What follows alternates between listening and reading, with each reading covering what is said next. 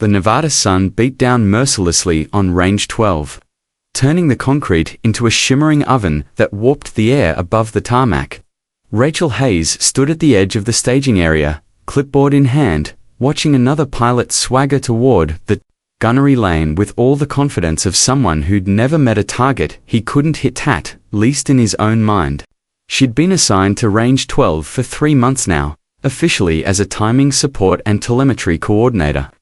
Unofficially, she was the person everyone forgot existed until they needed someone to blame for a equipment malfunction or a scheduling mix-up. Her uniform was regulation perfect, but conspicuously blank. No patches, no call sign stenciled on her back, no group designation on her shoulders. "Hey Hayes."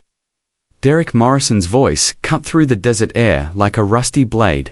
He was the self-appointed leader of Bravo Squadron, the kind of pilot who believed volume equaled skill.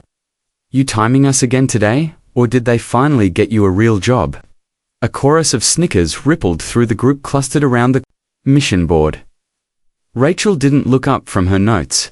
She'd learned months ago that responding only invited more attention, the wrong kind. Actually, Marcus Webb, one of the senior flight instructors, stepped forward with that particular smile that never reached his eyes.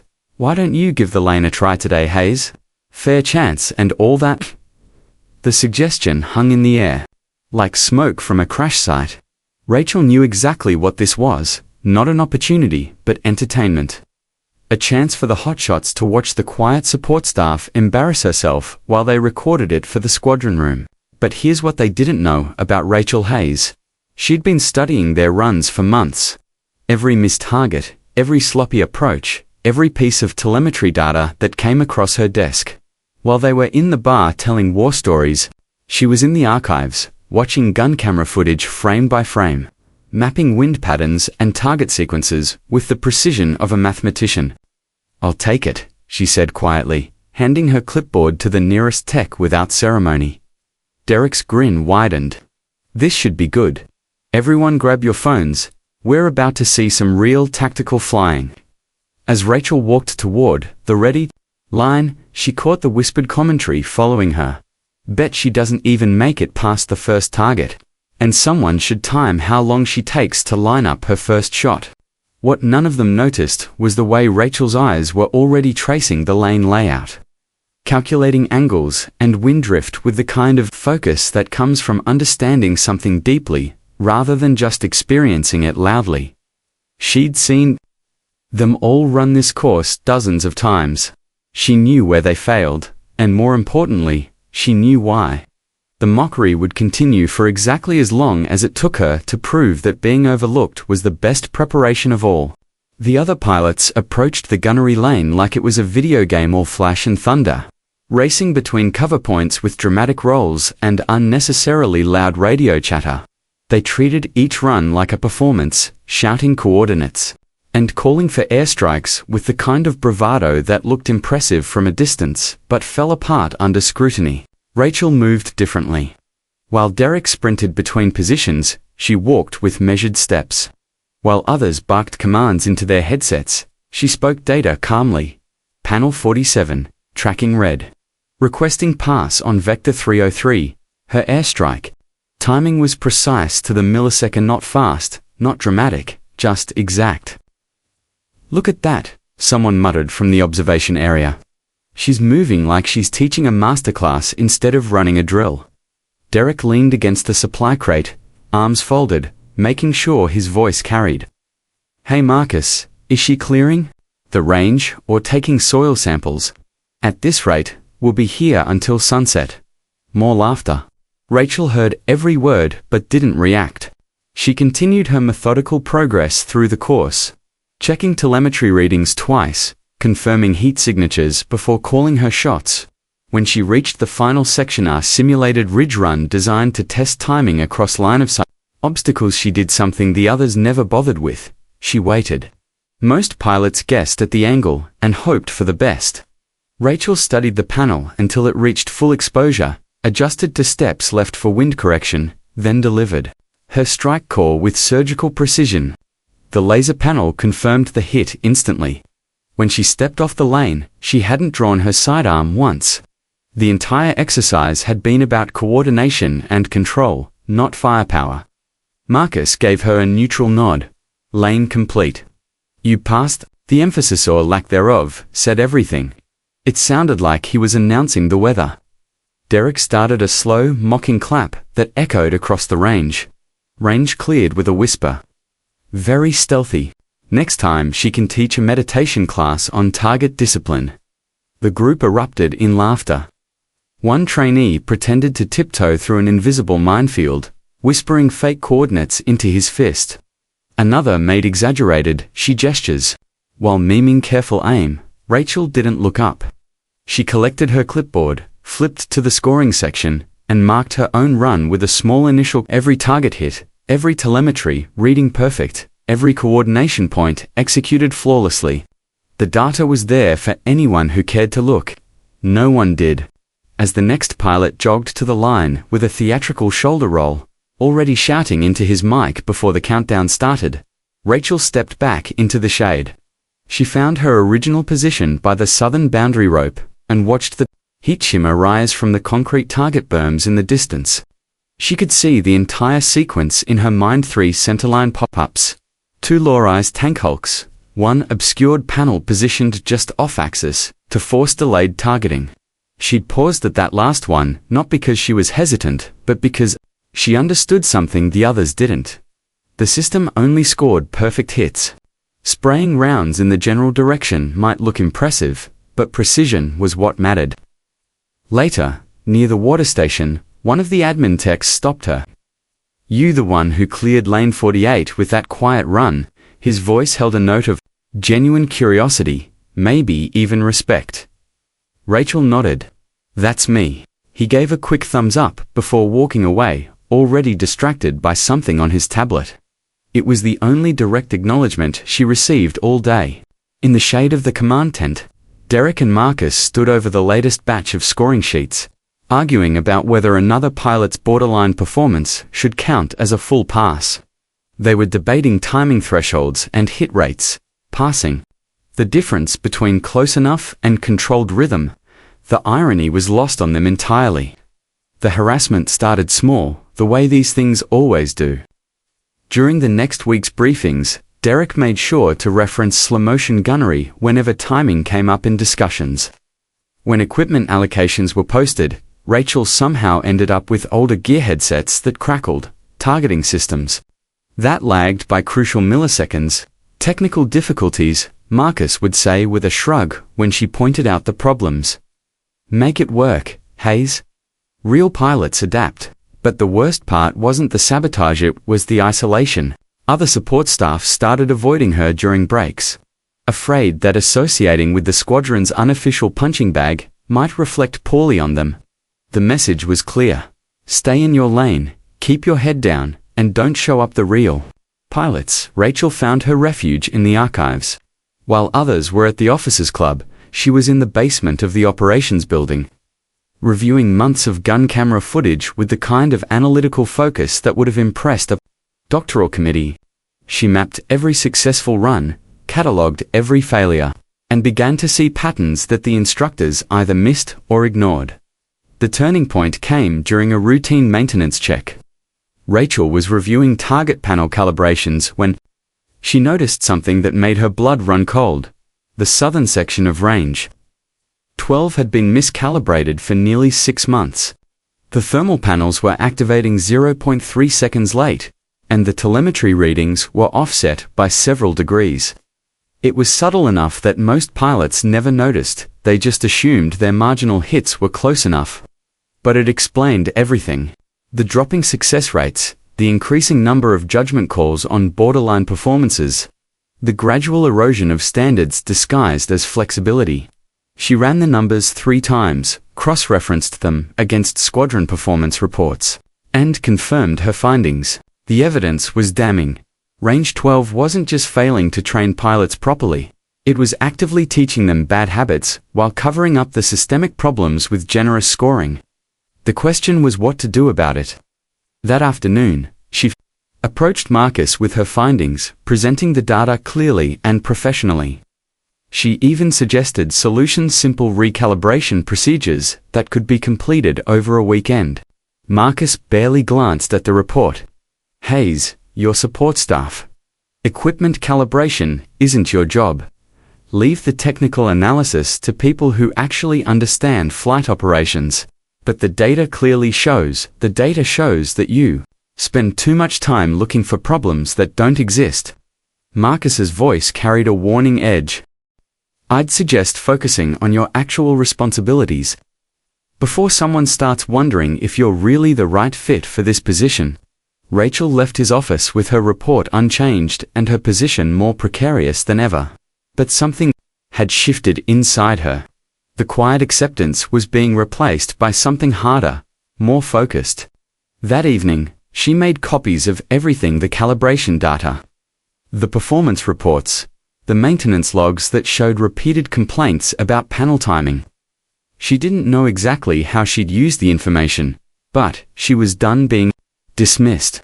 In the distance, she could hear laughter from the officers' club. Derek's voice rose above the others, probably telling another story about meditation gunnery to an appreciative audience. Rachel tucked the files into her personal safe and began planning her next move. The mockery had been tolerable. The sabotage was annoying, but covering up dangerous training conditions while dismissing her legitimate concerns, that crossed a line she hadn't even known existed. The incident that changed everything happened during what should have been a routine training exercise.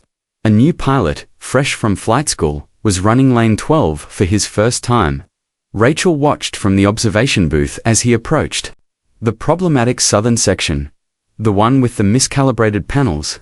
She saw it happening in slow motion, the delayed thermal activation, the confused hesitation as his targeting system showed conflicting readings, the overcorrection that sent his A-10 into a dangerous banking maneuver barely 50 feet off the deck. He recovered, but just barely. The kind of recovery that leaves your hands shaking and your faith in your own abilities permanently shaken. Marcus's voice crackled over the come. Nice save, Rodriguez. That's what we call learning under pressure. Learning under pressure. Rachel felt something cold settle in her stomach. The kid had nearly crashed because of a known equipment malfunction that Marcus refused to acknowledge, and they were calling it a training opportunity. After the debrief, she found Rodriguez sitting alone in the equipment shed, staring at his helmet with the 1,000-yard stare of someone who'd just met his own mortality. What happened out there? He asked when he noticed her. My instruments were showing one thing, but the targets were. Something felt wrong. Rachel made a decision that would change both their lives. The southern panels are mislighted, have been for months. The thermal activation is delayed, and the telemetry readings are off by several degrees. Rodriguez looked up sharply. How do you know that? Because I've been tracking the data. I tried to report it, but ... She gestured helplessly. I'm just support staff. For a moment, they sat in silence. Then Rodriguez said quietly, That's not just support staff knowledge. You understand this system better than most of the instructors. It was the first time anyone had acknowledged what Rachel had been building toward for months. But the validation came with a terrible cost of knowledge that other pilots were being put at risk because speaking up had been dismissed as overstepping boundaries. That night, Rachel made her choice. She began documenting everything with the methodical precision of someone preparing for war. Flight logs, maintenance reports, safety complaints that had been buried in bureaucracy. She cross-referenced pilot performance data with equipment malfunctions, creating a comprehensive picture of systematic negligence disguised as operational flexibility. The pattern was worse than she'd thought. It wasn't just range 12 similar. Calibration issues existed across multiple training facilities, all ignored or minimized by instructors more concerned with maintaining schedules than ensuring safety. But Rachel had something the others didn't: time and attention to detail. While they were focused on looking competent, she'd been becoming competent. While they were managing perceptions, she'd been mastering reality. She also had Rodriguez now, a witness who'd experienced the consequences firsthand and couldn't be dismissed as easily as support staff. The final piece fell into place when she discovered the quarterly safety reports filed with wing headquarters. Every single calibration issue she'd identified had been documented by maintenance crews but mysteriously classified as within acceptable parameters by flight operations. Someone was actively covering up problems they knew existed. The question was whether it was incompetence or something worse. Rachel looked at the stack of evidence growing on her desk and felt something she hadn't experienced in months. Genuine anticipation. They'd dismissed her concerns, sabotaged her equipment, and endangered other pilots' lives to protect their own reputations. It was time to show them what careful preparation could accomplish when combined with righteous anger and nothing left to lose. Rachel's first move was subtle but devastating. She requested a formal review of Range 12's calibration records through official channels, citing routine quality assurance protocols that technically fell within her responsibilities as telemetry coordinator.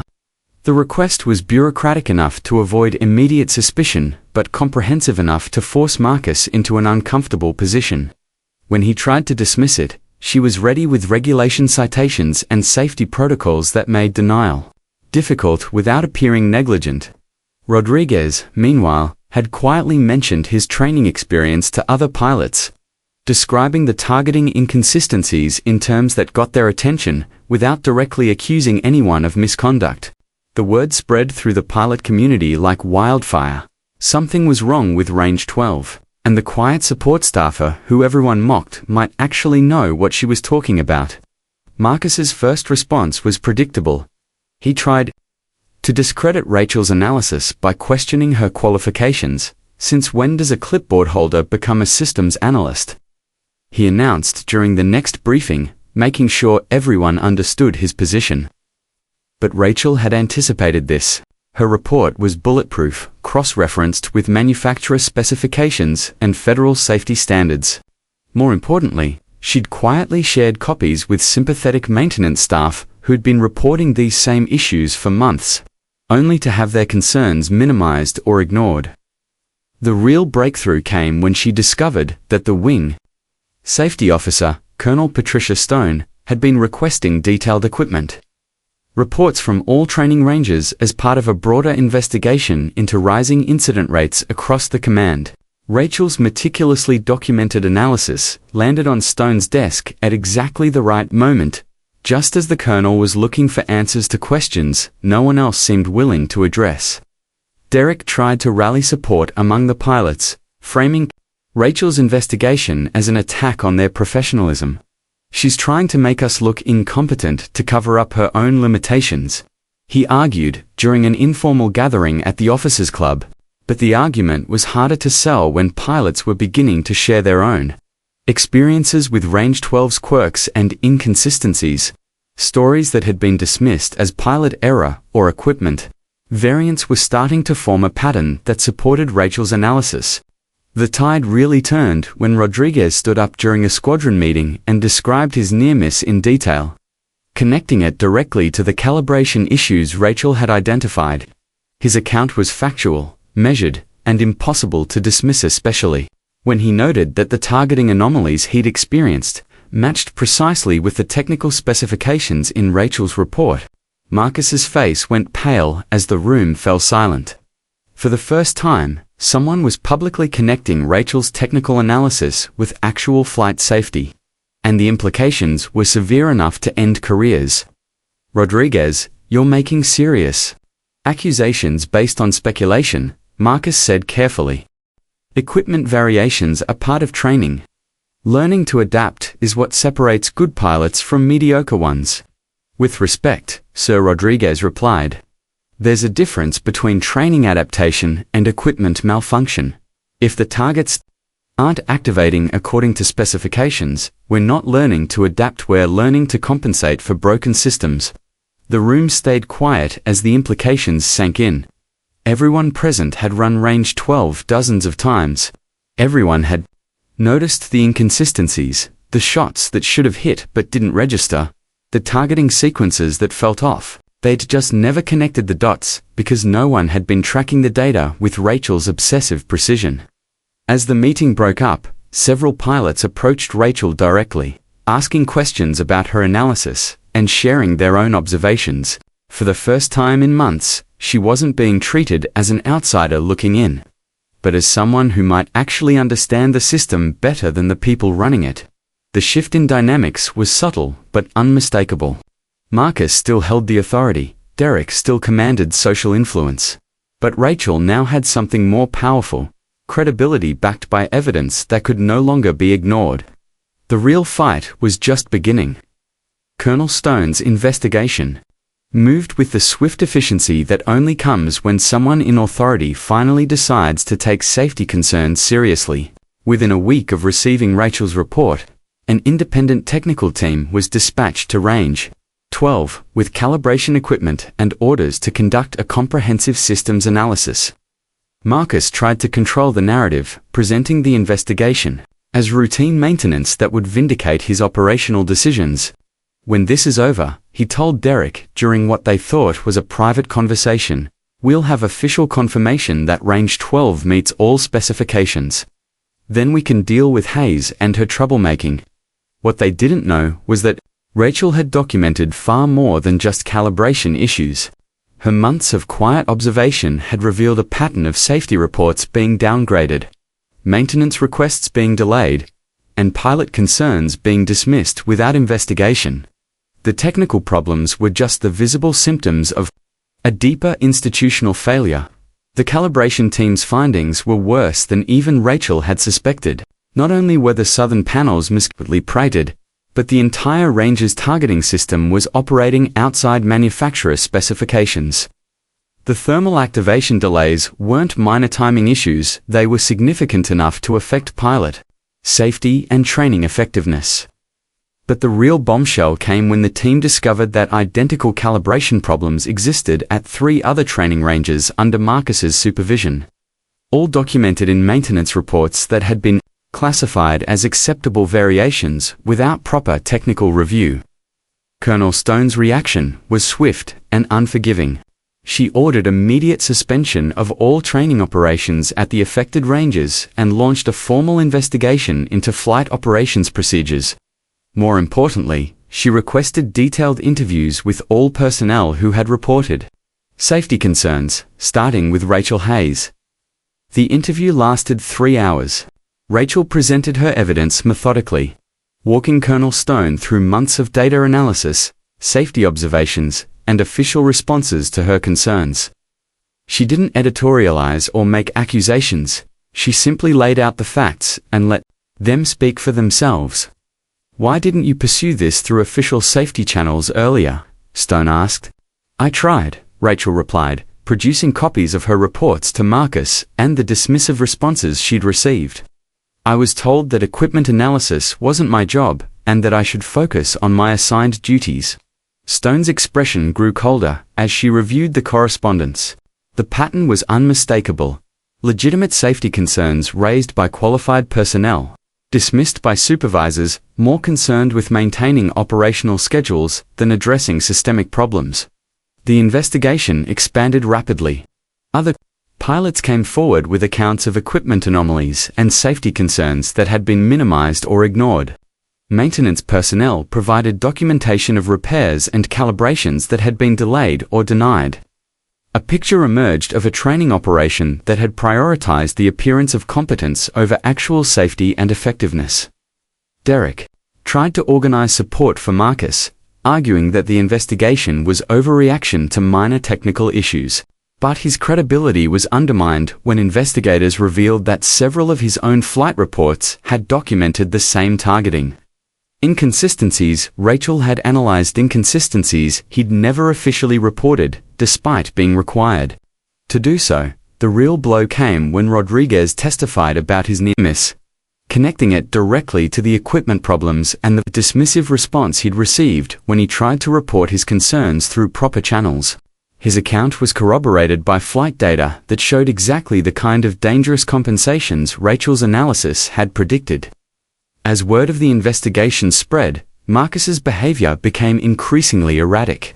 He called emergency meetings to review squadron procedures, issued new directives about equipment reporting protocols, and tried to present these changes as proactive improvements rather than damage control. But it was too late. The investigation had revealed not just technical problems, but a systematic failure of leadership that had put pilots at risk while suppressing the very personnel who tried to address the issues. Colonel Stone's preliminary findings were devastating. Range 12 and associated facilities have been operating outside safety specifications for at least 6 months, with documented evidence that supervisory personnel were aware of these issues but failed to take appropriate corrective action. The quiet support staffer, who everyone had mocked for going too slow, was about to demonstrate that sometimes the most important victory comes not from flying faster, but from seeing more clearly. The formal hearing convened in the base conference room on a Tuesday morning that felt like Judgment Day. Colonel Stone presided, flanked by 2 other senior officers and a stenographer whose fingers moved with mechanical precision across her keyboard. Marcus sat at one end of the long table, Derek beside him, both wearing their dress uniforms like armor. Rachel sat alone at the opposite end, a stack of meticulously organized files before her. She'd spent the previous evening reviewing her evidence one final time, not because she doubted its accuracy, but because she understood that this moment would define not just her career, but the safety of every pilot who would train on these ranges in the future. Lieutenant Hayes, Colonel Stone, began, "Please summarize your findings regarding Range 12's operational status." Rachel stood and walked to the presentation screen, her movements calm and deliberate. For months, she'd been dismissed as too slow, too careful, too methodical. Now those same qualities would serve her well. Range 12 has been operating with targeting system calibrations that deviate from manufacturer specifications by margins significant enough to affect pilot safety and training effectiveness. She began, displaying the first technical diagram. These deviations have been documented in maintenance reports for 6 months, but classified as acceptable variations without proper engineering review. Marcus shifted uncomfortably as Rachel methodically presented her evidence. Each slide built upon the previous one, creating an undeniable picture of systematic negligence disguised as operational flexibility. The consequences, Rachel continued, include increased pilot workload, compromised training standards, and at least one documented near-missed incident. She displayed Rodriguez's flight data, showing the dangerous corrections he'd been forced to make due to the equipment malfunction. Lieutenant Hayes, one of the reviewing officers, interrupted, "What qualifies you to make these technical assessments?" It was the question Rachel had been waiting for, the same dismissive challenge she'd faced for months. "Sir, my qualifications include 18 months as telemetry coordinator for Range 12, during which I've reviewed every targeting sequence, analyzed every equipment report, and tracked every pilot performance metric generated by this facility." Her voice remained steady, professional. "I've also completed advanced coursework in systems analysis and hold certifications in targeting system maintenance that exceed those required for my current position." She clicked to the next slide, displaying her training records and certifications that Marcus had never bothered to review because he'd been too busy dismissing her as just support staff. The room fell silent as the implications sank in. The person they'd been ignoring was more technically qualified than most of the instructors who'd been dismissing her. "Concerns?" Marcus finally spoke, his voice tight with desperation. "Colonel, Lieutenant Hayes has a documented history of questioning operational procedures beyond her assigned responsibilities. This appears to be an attempt to elevate her profile by creating controversy where none exists." Rachel didn't respond immediately. Instead, she displayed the final slider comparison chart, showing pilot performance data before and after the calibration issues began. The decline was subtle but unmistakable. Exactly the kind of gradual degradation that would be invisible to casual observation but devastating over time. "Major Webb," Colonel Stone's voice cut through the tension like a blade. "Are you suggesting that Lieutenant Hayes fabricated 6 months of maintenance reports, manipulated official flight data, and somehow convinced multiple pilots to provide false testimony?" Marcus's face went white as he realized the corner he'd backed himself into. To discredit Rachel's analysis, he'd have to accuse her of an elaborate conspiracy involving multiple departments and dozens of personnel. That's not what I meant, he stammered. Then what did you mean? Stone's tone brooked no evasion. The silence stretched until Derek tried to rescue his mentor. Colonel, maybe the equipment was slightly off-spec, but our pilots adapted. No one was actually hurt. Isn't this kind of an overreaction? Rodriguez, who had been sitting quietly in the gallery, stood up. Permission to speak, Colonel. Stone nodded. Sir, I nearly crashed because of those slight variations. If Lieutenant Hayes hadn't explained what happened, I might have blamed myself and made the same mistakes again.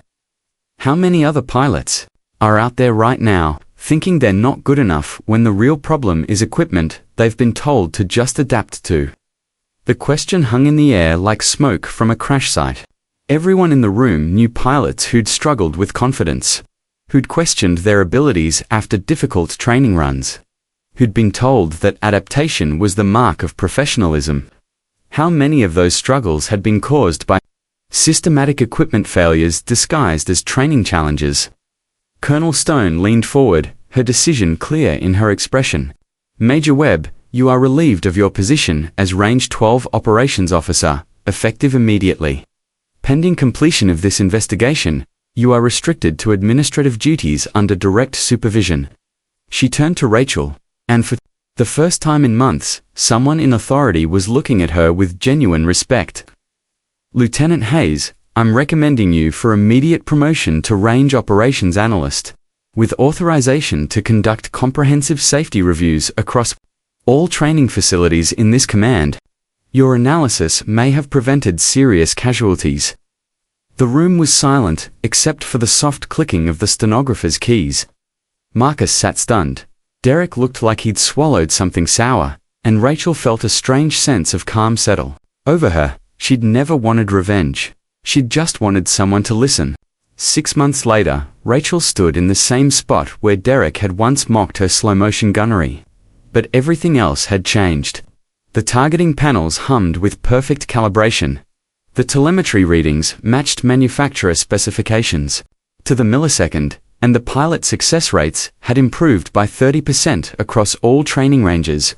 The reforms she'd recommended hadn't just fixed Range 12, they had revealed similar problems at training facilities across 3 states, leading to the most comprehensive safety overhaul in the command's history. Colonel Stone had been promoted to head the Air Force Training Safety Initiative, with Rachel serving as her chief technical analyst. Marcus had been reassigned to a desk job at a logistics center in North Dakota. His career, effectively over. Derek remained a pilot, but had lost his informal leadership role and the swagger that had once made him the center of attention. Most of the other pilots had adapted to the new reality with professional grace, acknowledging that better equipment made them all safer and more effective. Rodriguez had become something unexpected, a friend. Their partnership in exposing the safety issues had evolved into genuine mutual respect, and he'd become one of the most vocal advocates for systematic approaches to training improvement. You know what the funny thing is? He said, as they reviewed the latest performance reports together. They always called you slow, but you were just being thorough. There's a difference between being careful and being incompetent. Rachel smiled, thinking back to those months of isolation and mockery. They weren't entirely wrong. I am slow. I just figured out that sometimes slow is exactly what the situation requires. The Range 12 pilot board still hung in the operations tent, but now it displayed something different, a commendation from Wing Headquarters. Recognizing the facility's transformation from a problematic training site to a model of safety and effectiveness. Rachel's name appeared not at the bottom as an afterthought, but at the top as the primary analyst responsible for the improvements. The real satisfaction, though, came from watching new pilots run the ranges with confidence, knowing that their targeting systems were reliable, their safety protocols were robust, and their training prepared them for real-world missions rather than compensating for broken equipment. During her final walk through Range 12, Rachel paused at the southern section, where Rodriguez had nearly crashed. The panels were all perfectly calibrated now, the thermal activation timing precise to the millisecond. Future pilots would never know how close this place had come to being a deadly training ground disguised as a learning environment. She thought about the lesson that had emerged from this experience, not just about speaking up when you see problems, but about the value of careful observation over flashy performance. In a culture that celebrated speed and aggression, there was still room for patience and precision. The quiet strength she'd always possessed hadn't changed, but now it was recognized and valued rather than mocked and dismissed.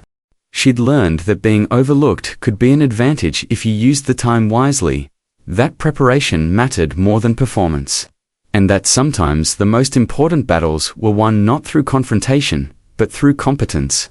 As she walked toward her new real office with windows and her name on the door, Rachel reflected on the journey that had brought her here. She'd never sought recognition or revenge. She'd simply seen problems that needed solving and refused to be discouraged when others dismissed her concerns. The mockery had hurt, the isolation had been difficult, and the professional sabotage had been infuriating. But all of it had been preparation for the moment when someone finally listened and she was ready with answers that could save lives. In the end, that was worth more than any amount of applause or recognition. She'd found her purpose not in proving others wrong, but in making sure future pilots would be safer and better trained than the generation before them. The quiet strength that had sustained her through months of dismissal had become the foundation for systemic change that would protect pilots for years to come.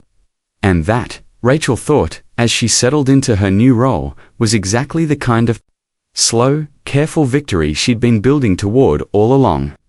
If you enjoyed this story, don't forget to hit the subscribe button and become a part of our Everyday Life Stories community.